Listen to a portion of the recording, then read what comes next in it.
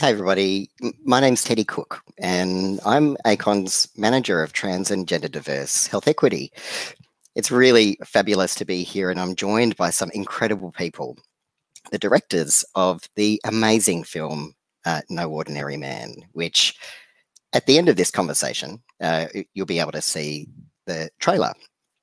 Before we begin, it's important that we acknowledge always the owners of the lands on which we meet. I'm joining you from unceded Gadigal land, which is one of the 29 clan groups of the Eora Nation. It's important for us to understand that from the air that we breathe to the places that we stand and sit and stay and move in this country, we are always on unceded Aboriginal land. And I'd like to respectfully acknowledge all Aboriginal and Torres Strait Islander people who are the traditional owners and first people of the land on which we all gather. I'd like to pay my respects to the elders, past, present, stolen and emerging. And I'd like to extend my respects to any and all Aboriginal and or Torres Strait Islander people who are watching this today, and particularly our sister girls and brother boys, who must always be centred and elevated, for they are our future and our past and our present. So I'm thrilled to be joined here today by Chase Joynt and Aisling Chin-Yee, who are the directors of No Ordinary Man. Heya! Hello. It's so good to see you and wonderful that you've joined us. Now, it's 10 o'clock my time. Is it 6 o'clock your time? Yes, it is. There's nothing like a pandemic to help us understand the intensity of time zones, I got to say.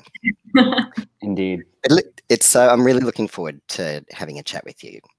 You know, for me, I think trans visibility is so critical to trans liberation, but it's always a bit of a double-edged sword, right? We know that visibility can increase violence and political fallout, and often considers that privacy is only a right to be enjoyed by cis people. So in No Ordinary Man, we meet Billy Tipton, trans guy, a 30s sort of jazz star, family man. He affirmed his gender at quite a young age and never told anyone. So he lived his entire life as the man that he was, really only to be misgendered and misrepresented in death. And this is his story. But this experience is so synonymous with the trans experience. What was it about, Billy, that inspired you to, find this story and get it out there? Chase? Yeah, thanks so much for having us. We're so happy to be able to meet you across these many time zones and to share our film with you and your audiences. The story Billy Tipton has always existed. I'm going to parrot our co-writer Amos Mack when I say this, on various trans listicles where that pop up on the internet of trans people you should know or maybe don't know anything about. And, to be honest, that was the extent of what I really knew about Tipton. I knew it was a story that was taken on by the talk and tabloid media and became something other than what he might have wanted or had expected. And that was about it. And, the potential to join this project and to think collaboratively with Amos and Aisling and our producer, Sarah Spring, about the potentials of a story like this opened up a whole bunch of new questions, which is, what if it's a story that's not just about Billy Tipton? What if it's a story that asks questions about transmasculine history? And what would it look like to approach the story of one person through the lenses and experiences of multiples? Aisling, wonderful. That's all of our reactions to whenever Chase. If you could just say some words, because I'm just here to receive them. That's beautiful. Thank you. Yeah, I mean, it was, as a non-trans person making this film, my introduction to Billy was really through what you can find on the internet, on the tabloid circuit and all of that. And in digging in deeper and finding out more about him, about his family, about his music, about all of, the complexities of his life and personality and just the nuances that make anyone a whole person, it was, so wonderful to kind of uncover all of these things. So we wanted to represent him as a person and as the individual, but also the context of which he lives today and what happened in the 90s when he passed away. So it was, it was all sorts of things that we wanted to kind of put together to try to tell something that, was meaningful today when we were making it. And I really felt that, really felt that.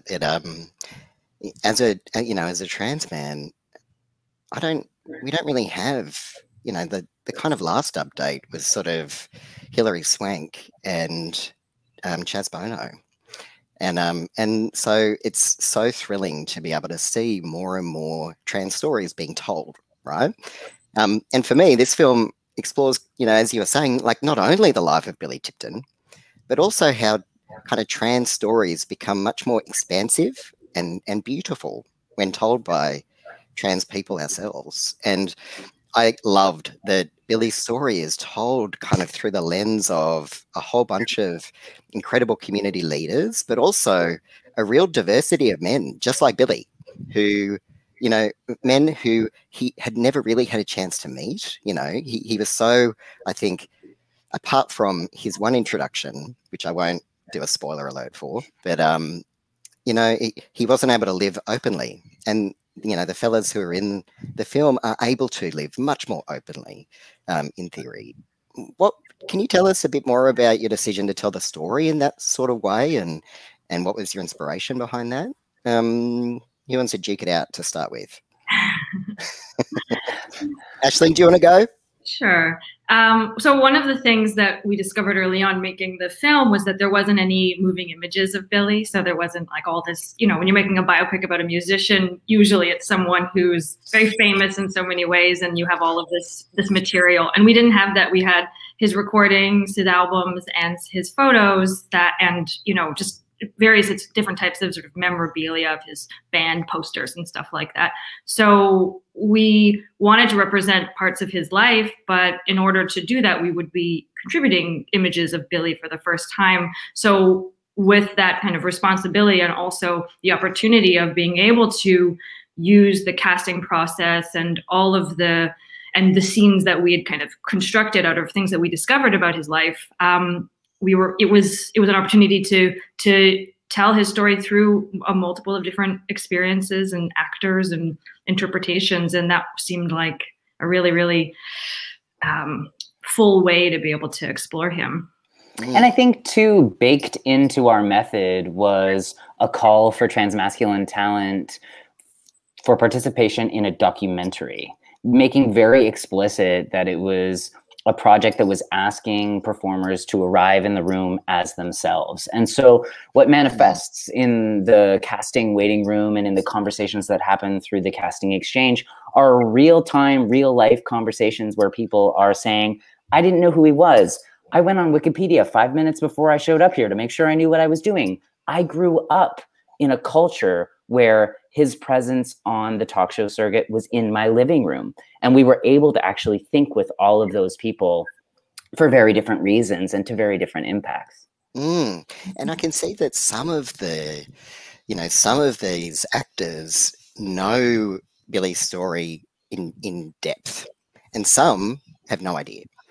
And that's so remarkable for me to think back about some central figures in transmasculine history that no one really knows about. And, if we think about our history, those moments that we can look back on to prove that we have always existed, makes that harder when so many of our stories are sensationalized. I really was interested to learn a little bit more about Billy Tipton Jr., if that was okay, just a smidge, because through the film, I sort of really watched him go through his own awakening. He started feeling like he was the only one with the story, then finds out that actually his father is a really important figure to, millions of people. Having watched Billy Tipton Jr. kind of through the filming process, notwithstanding that, we've now arrived into this epic pandemic, can you tell us more about what your experience was with, this cis guy who, didn't, his experience of his dad was very, what an unusual experience to have. The story of Billy Tipton is told through the cis lens. you know, I noticed during the filming, during the interviews, that Billy really opened up because he was being asked questions that he'd never been asked before. And I wondered if you could talk more a little bit about that, Chase. Yeah, absolutely. I mean, one of the things that we've come to say in conversations like this is that the transition story in our film is actually Billy Jr.'s for the most part. And we really watch him open toward a different interpretation of his father's life and his father's legacy. And one of the things that I think is really important to acknowledge is that, you know, Billy Tipton Jr. grew up in the same media culture that we did and was inundated by the same media messaging about trans and gender nonconforming people that we were, or that someone like Jameson Green was, or Kate Bornstein was.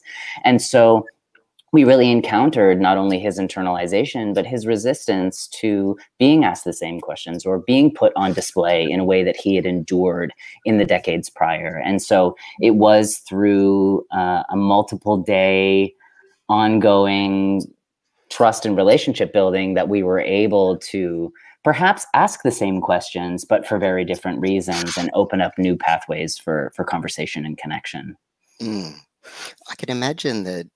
Were you one of the first trans men that he'd ever met outside of his dad? I am pretty sure that I am. You know, Amos and I in that room were likely two of the first transmasculine people that he had ever knowingly encountered. Absolutely. Wow. What was that like for you, Aisling? What an honor to kind of be able to watch all of this unfold. Yeah, exactly. That's what it was.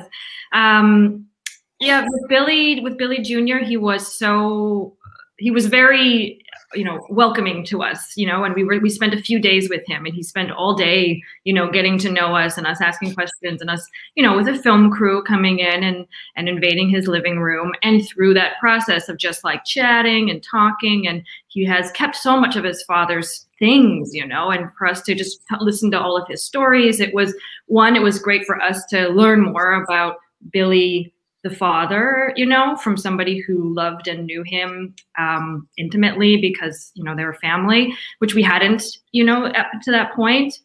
And so we got to really get to know this person in that way. And also in the kind of sharing of who each of us were, you know, it became closer and more full in that way as well.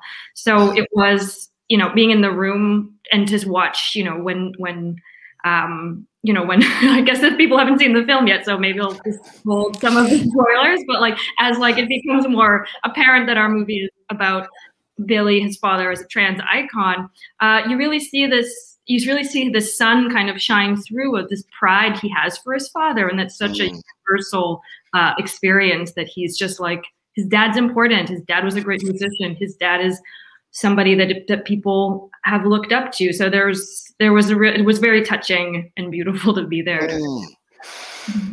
It's one thing that really struck me about this film was that this concept of the trans deception is so neatly portrayed, and that is the story that Billy Tipton Jr. was really exposed to from the moment of his father's death. This idea that his dad was keeping something from him instead of just living his life, and knowing that if he disclosed or revealed who he was, that chances are he wouldn't be affirmed, he wouldn't be treated well, you know.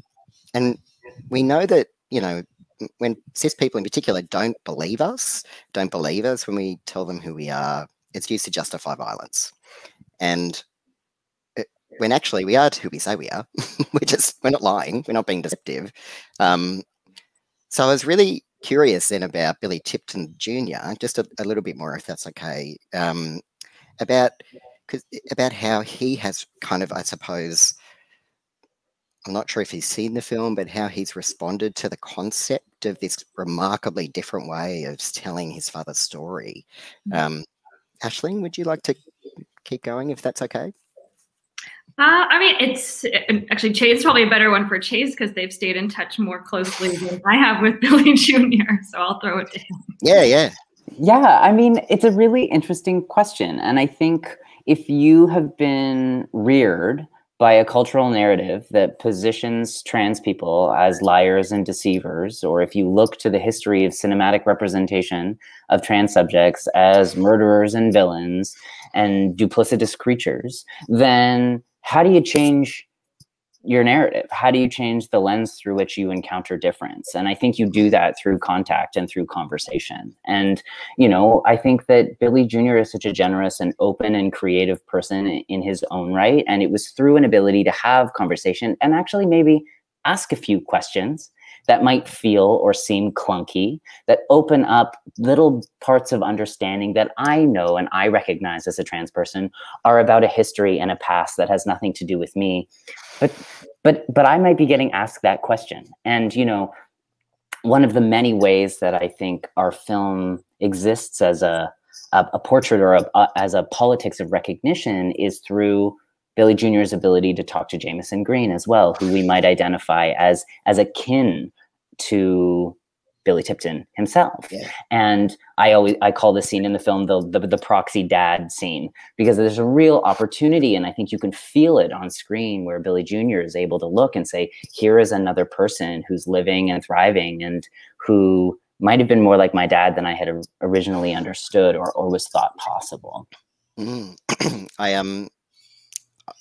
This is going to sound like I'm bragging, probably, some strange Australian down under, but I was chatting to Jameson Green the other day, and just before I'd seen this film, because we were doing a project together, and it's something that Jameson mentioned in the film, and while we were talking, that really struck me, that it was stories like Billy that encouraged and motivated him to become the advocate that he is today. And I really related to that story because it's very similar to my own.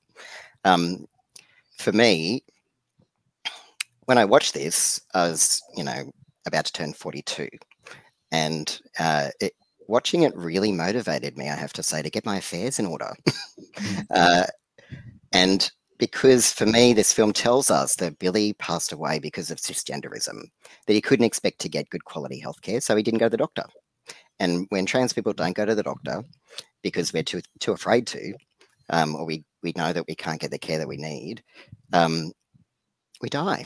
You know, we cannot expect to get good quality healthcare wherever we are, particularly for preventable illnesses now, let alone in the 30s, the 40s, you know, the 90s.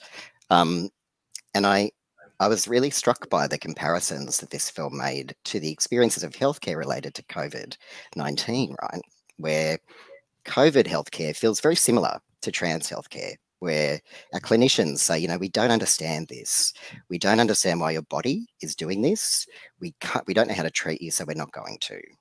And I really hope that cis people understand that this is the lived experience, right, of healthcare of minoritized people. Is it okay to ask you how this project has actually impacted you? If it has at all, it's fine if it hasn't. Has it given you new insights into the trans community that you weren't aware of before? Has it, you know, changed your thinking around anything? And, you know, I'm curious to know. Ashley, I'm going to pop you in it. This is more of a question for me, for sure. I don't think it's changed too much in Jason's experience of the trans community. I'm thinking on it while you answer. Yeah. You know, as it was such a privilege to make this film with Amos and Chase, who really, you know, again, you know, I'm a non-trans person. I was, you know, had the privilege to be part of the creative team.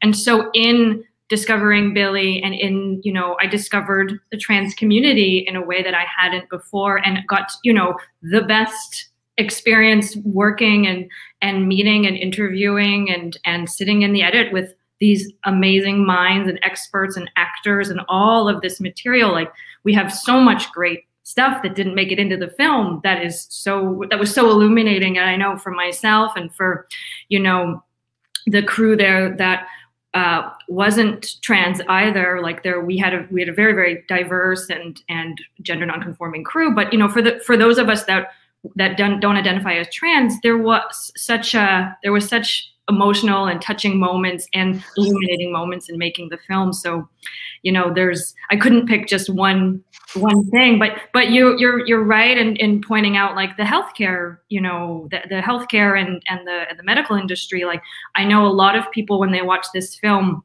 cis people when they watch this film, that really does hit home because it's something that they don't think about because it's not their experience going to a doctor. So I know that this film has, sparked a lot of, conversations amongst cis audiences as well. And that's been wonderful to know that it's making impacts and changes in the world for people that aren't, that aren't the people that are making the film either. So.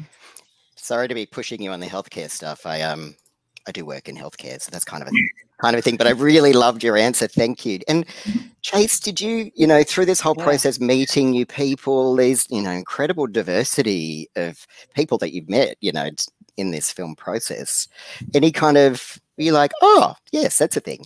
Oh, yeah, so many things, and I think to your point, Teddy, earlier about the lack of trans representation, when we look back historically, I think, we are so lucky to emerge in a cultural moment where there are other films who are thinking critically about the history of trans representation. Our friend Sam Fader's film Disclosure is still on the circuit and is a real reckoning with the apparatus of Hollywood. But I think about other indie, DIY, web-based platforms where queer and trans and BIPOC artists are really changing the representational scripts. And so it's an exciting time to be making films about these subjects. And I think all of our projects are bolstered by being in public together, where we can't just be the one that's trying to do all of the work. That's so true, right? The community is so important. And particularly when we have an audience where everyone's at home, watching things. So it's this sort of silver lining, I suppose, of a pandemic where we're forced to be alone, but I almost feel like we've never been more connected across the world. In Australia, sister girls and brother boys are our First Nations gender diverse people. And they've existed, right, in every community and on every country across the land for over 65,000 years. So that's a lot of trans history. The stories of our trans elders remind us always that trans people, we've always existed. We're ancient, and that we belong because we've always been here. So, even as we are invisible, we're still here. Here we are, we're speaking right now. I would love to hear from you about what other stories we need to uplift, to elevate into the future. Because I think you're right. At the moment, this is the time for trans-led, trans voices to really be out there reflecting a diversity of our beautiful community, I think. What's next? For me, that question points to beyond what happens on screen. I think what next is a change in the structural apparatus and access of making that allows for minoritized groups to direct and write and control money in different ways, if that is a desired form of cultural production. It's not enough to just be people on screen. And I hope that, there's a momentum behind projects that are not only centering the voices of those who are most impacted by the stories, but are employing those folks to make the projects themselves. And I really think that will represent a new turn in the kind of moving image work that we see.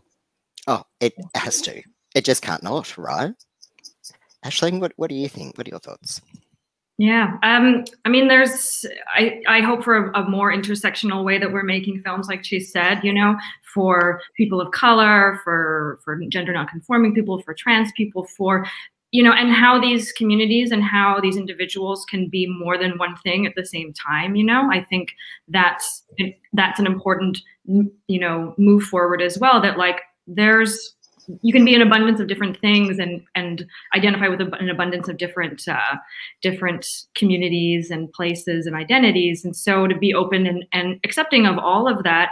And also, yes, like it's a different conversation when you're walking into a room that is represented with people from all sorts of different walks of life, And so yeah, it's the creative behind it, but it's also those who own the IP, that are running the studios, that are working in the governments and giving out the financing. So it is, you know, a structural change that needs to happen, and it has to be, you know, there's no kind of path forward unless there's financing that is attached to it, and that we're controlling the financing as well. So that is absolutely power.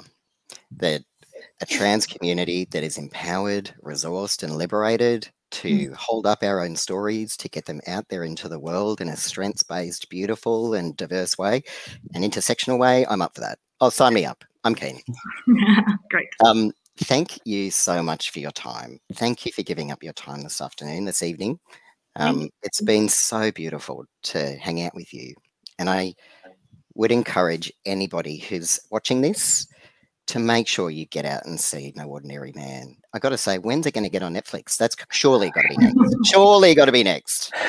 We're working hard to make sure that it can hit as many eyeballs and ears as possible. Yeah. Wonderful. And on that note, let's go to the trailer. And I hope you have a really wonderful... He was a doting, loving, caring, ordinary father. Father. He was their father. I'm auditioning for the role of Billy. I'm here for the role of Billy. Auditioning for Billy.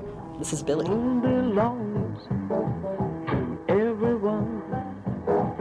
How would I summarize the story of Billy Tipton? He was a trans-masculine jazz musician. When I encountered Billy Tipton, that was the first time I encountered trans masculinity. Those of us in this generation, we are in a much different place than Billy Tipton. We are public in a way that so many trans people before us haven't been able to be. Trans people's survival through history was based on invisibility. It's scary when centuries of your survival have been based on not being seen. And you have no models, you have no history. It's like you never existed, but you know you must have. And then you see Billy Tipton and you think, people like me existed and they did things. They were jazz musicians, maybe one of the greatest jazz musicians ever. So that you're looking for someone who exists like you so you're not alone. I'm Billy Tipton. My band is here for the... Sorry, I wasn't expecting you to be... Well, same to you, buddy. There's a whole history of media where you see people and you don't realize that they're trans, and then something gives it away. And more often than not, it's the voice. My voice still squeaks. It keeps dropping, so I can't get used to it. I still trying to make my voice sound deeper all the time. It's such a volatile and complicated thing to imagine that we know what people's gender is from looking at them. It's not a question about passing. It's a transition story about somebody who's unhappy about something in their life and they figure out the way to make themselves happy. Billy Tipton was so ahead of his years. To be brave enough to hide in plain sight. He feels like he's the only person in the world who's like him. I've had that moment. So much of my not being seen as a small person has led me to this role of somebody who desperately wants to be seen. Lots of people in my community look to your dad as a kind of hero. It kind of blows me away that, you know, after all these years, anybody even remembers it. I thought I was like totally alone in this.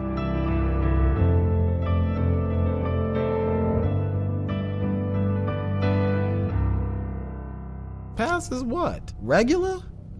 I don't want to fucking be regular.